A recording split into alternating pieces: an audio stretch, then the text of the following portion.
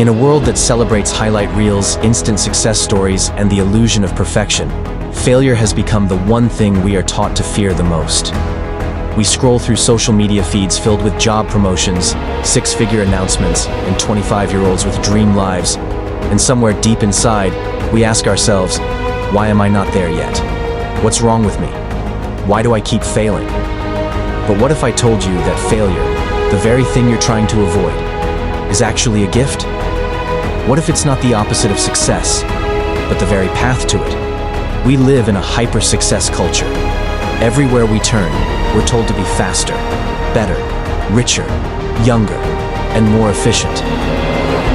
The race starts early.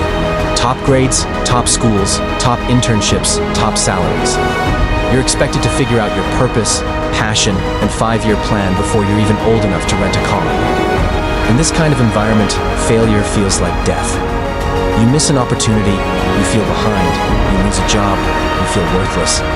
You mess up once, you question your entire future. But here's the truth.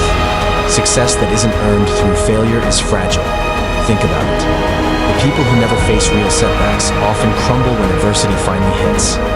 But those who fail, truly, deeply fail, and keep going, they build resilience, depth, wisdom, perspective. Those things don't come from a straight line. They come from falling flat on your face and getting back up. Failure forces you to pause, to reflect, to grow. When you fail, you're forced to confront the gap between who you are and who you want to be. You learn what doesn't work. You're humbled, and humility is one of the most powerful tools a person can carry. It keeps you teachable. It keeps you hungry. It keeps you grounded when success finally comes. In fact, most success stories are built on failure. Thomas Edison failed over 1,000 times before inventing the light bulb. Oprah was told she was unfit for television. Michael Jordan was cut from his high school basketball team. J.K. Rowling's manuscript was rejected by 12 publishers.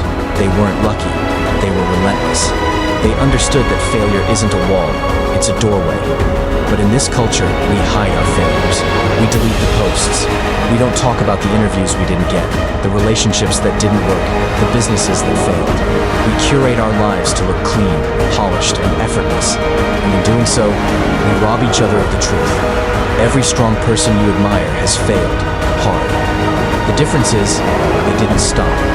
So if you're watching this right now feeling defeated, discouraged, or embarrassed about a failure, I want you to hear me loud and clear. You're not broken, you're becoming. You're in the process of learning lessons that can't be taught in a classroom or found in a self-help book. You're getting stronger in ways success never could have made you.